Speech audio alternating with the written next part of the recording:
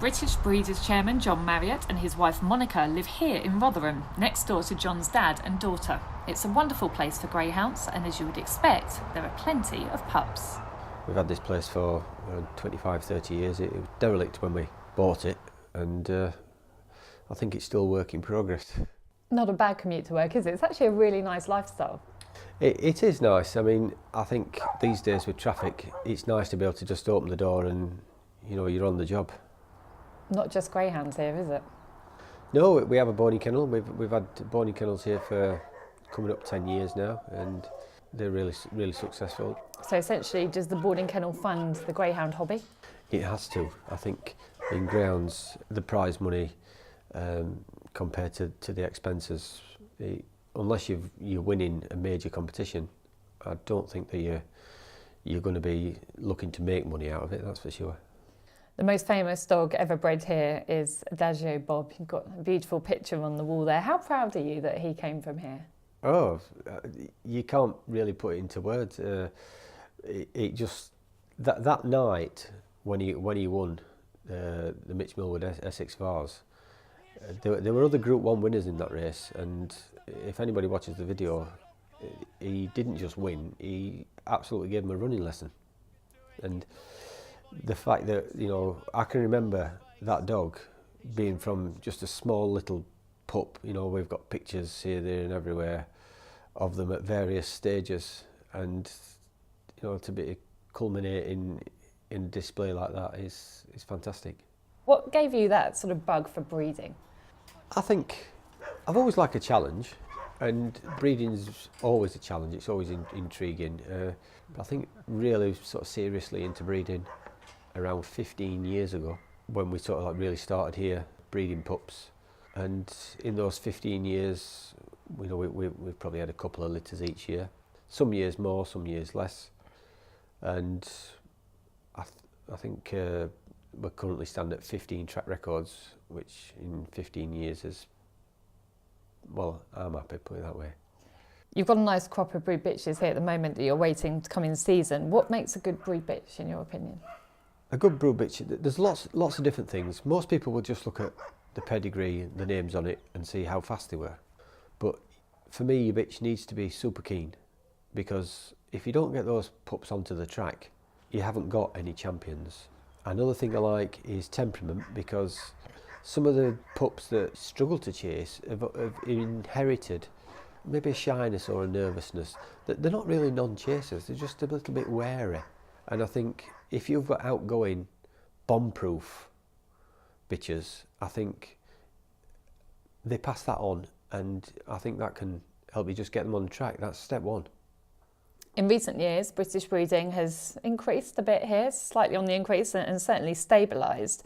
And there seems to be a better quality of stud dog standing here now in the UK, would you agree?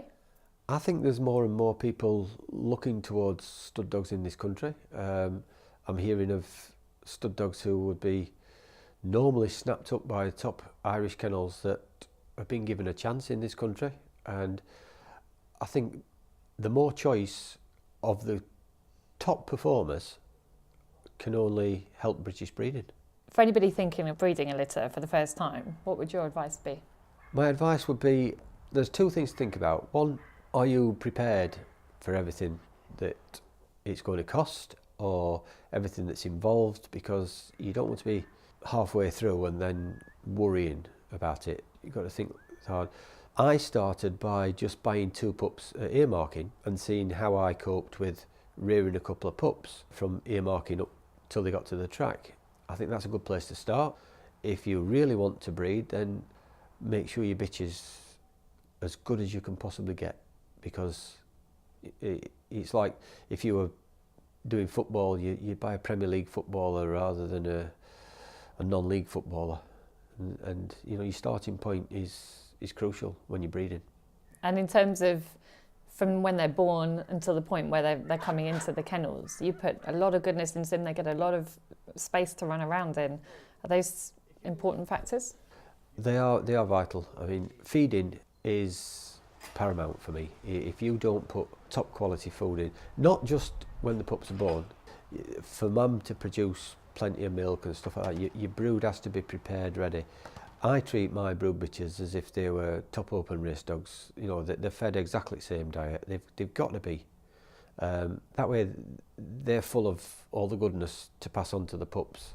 When the pups start weaning, you've got to feed them good quality food. If you do that and they've got the freedom to run around, they need more and more as they get older. They're growing, they need to fully stretch. If they're restricted, I think you restrict the performance. And if you don't want to restrict the performance, you've got to let them have the space. It was lovely to see here today as well, the way that you use the brood bitches to almost teach the pups who are that bit older.